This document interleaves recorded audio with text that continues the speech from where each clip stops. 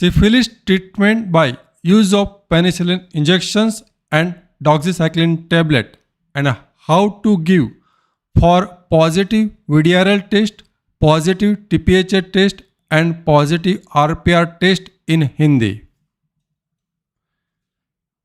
किसको सिफिलिस का इलाज कराने की ज़रूरत है? क्या सिफिलिस मिट सकता है? क्या इंजेक्शन्स के बाद VDRL और TPHA टेस्ट नेगेटिव हो जाता है? कैसे पता लगाए कि सिफिलिस मिट गया है कि नहीं? इलाज के लिए कौन से विकल्प उपलब्ध है? डॉक्सीसाइक्लिन टैबलेट और पेनिसिलिन इंजेक्शंस। आपको कौन सा विकल्प चुनना चाहिए? पेनिसिलिन इंजेक्शंस दिलाने के लिए आपको कहाँ जाना होगा? पेनिसिलिन इंजेक्शंस कितनी बार देना होता है? और पेनिसिलिन इंजेक्शंस कैसे देते हैं और उसका खर्चा कितना होता है? सबसे पहले देखते हैं किसको सिफिलिस का इलाज करने की ज़रूरत है।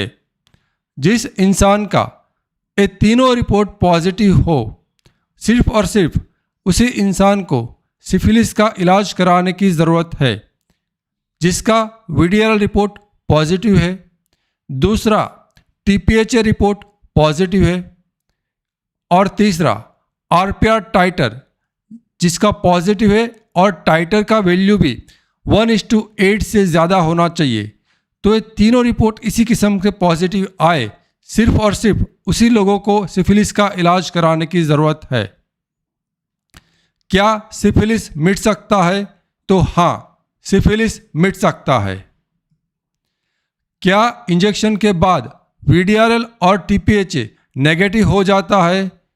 तो ये रिपोर्ट VDRL और TPHA इलाज के बाद नेगेटिव हो भी सकता है और नेगेटिव नहीं भी हो सकता है, लेकिन इससे कोई फर्क नहीं पड़ता। इस इलाज के बाद VDRL और TPHA के रिपोर्ट के आधार पर इलाज की सफलता तय नहीं की जाती। तो इसलिए आपको इलाज के बाद VDRL और TPHA का रिपोर्ट कराने की आवश्यकता नहीं है और ना कराए। और यदि आपने करा भी लिया है तो इस इलाज के बाद के VDRL और TPHA रिपोर्ट को ध्यान में ना ले। तो फिर कैसे पता लगाया जाए कि सिफिलिस की बीमारी मिट गई है या नहीं? तो इसके लिए आपके तीनों इंजेक्शंस दे दो, उसके बाद आपको 6 महीने के बाद RPR टाइटर का रिपोर्ट कराना है।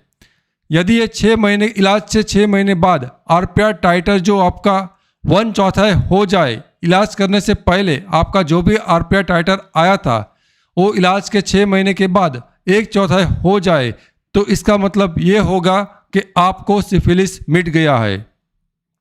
एग्जाम्पल के तौर पर यदि इलाज से पहले आपका RPR टाइटर 1:400 आया था और आपने इलाज करा लिया, 3 बार इंजेक्शंस दे दिए और उसे 6 महीने बाद आपने वापस RPR टाइटर कराया और वो 1:100 या तो उससे कम आ जाए, तो इसका मतलब ये माना जाएगा कि आपको सिफिलिस मिट गया है। याद रखिए, इलाज के बाद भी RPR टाइटर नेगेटिव हो जाना ज़रूरी नहीं है। इलाज के लिए कौन से 2 विकल्प उपलब्ध है? एक है डॉक्सीसाइक्लिन 100 mg गोली और दूसरा है पेनिसिलिन इंजेक्शन। तो सबसे पहले बात कर लेते हैं इस टैबलेट यानी कि गोली के बारे में। आपको इस गोली से अपना सिफिलिस का इलाज सिर्फ और सिर्फ उसी कंडीशन में कराना है कि आपके वहाँ पर बेंजाथिन पेनिसिलिन इंजेक्शन देने की सुविधा उपलब्ध नहीं हो या तो इंजेक्शंस ऑप्शन अवेलेबल नहीं हो, तो ही आपको गोली का इस्तेमाल करना है। अन्यथा आपको इंजेक्शन का इस्तेमाल करना है, क्योंकि सिफिलिस को इलाज करने में और मिटाने में इंजेक्शन ज़्यादा असरकारक है और गोली कम असरकारक है। यदि कहीं पे इंजेक्शंस उपलब्ध नहीं है और गोली से इलाज करना पड़े तो आपको डॉक्सीसाइक्लिन 100 mg की टैबलेट लेना है। दिन में 2 बार लेना होगा, एक सुबह में और एक रात को खाने के बाद, और ये गोली आपको 14 डेज यानी कि 14 दिन तक चलाना है। दूसरा ऑप्शन है injections benzathine penicillin 12 lakh unit यानी कि 1.2 मेगा यूनिट। आपको कुल मिलाकर 3 बार इंजेक्शंस के लिए हॉस्पिटल का विजिट करना रहेगा और हर विजिट में आपको 2 इंजेक्शंस लगाए जाएंगे। तो कुल मिलाकर आपको 6 इंजेक्शंस लगेंगे 3 विजिट में। अब ये इंजेक्शंस दिलाने के लिए आपको कहाँ जाना है?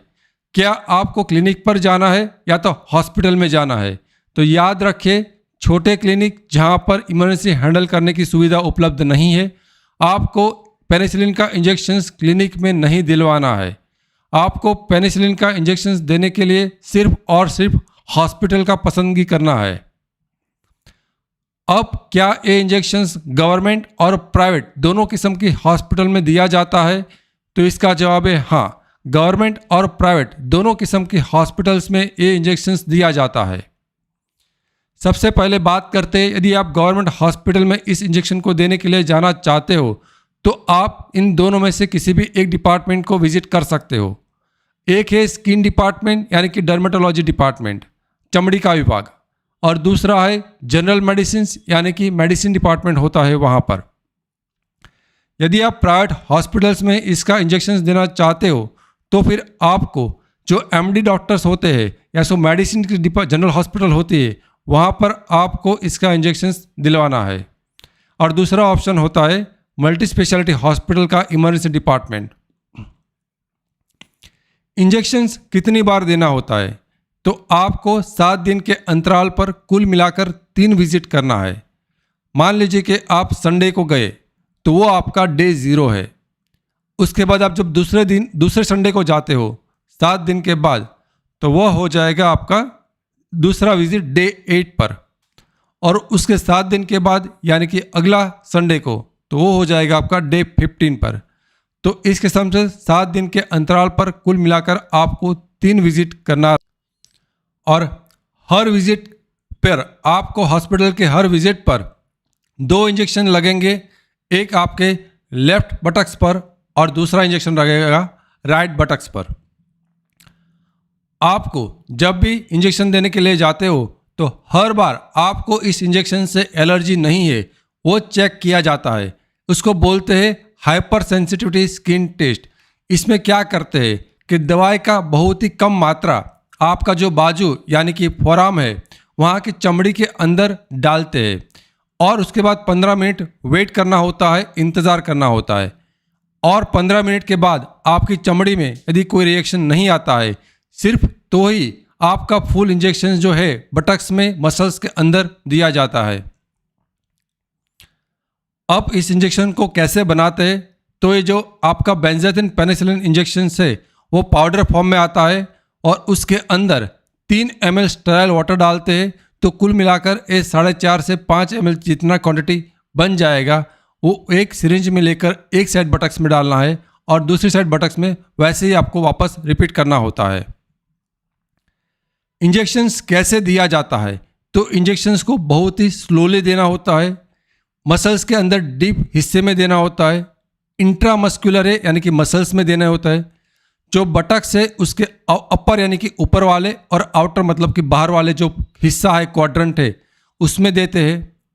18 से 22 गोज की निडल का इस्तेमाल करते हैं और ये निडल्स लंबी होती है, तो भी ये मीन्स जो दवा है वो नीचे के अंदर के हिसाब में जा सकते हैं क्योंकि उसका क्वांटिटी भी काफ़ी थोड़ा ज़्यादा है। मैं डॉक्टर केतन राणपुरिया, मेरे को इस मेडिकल फील्ड में 17 साल से भी ज़्यादा का एक्सपीरियंस है।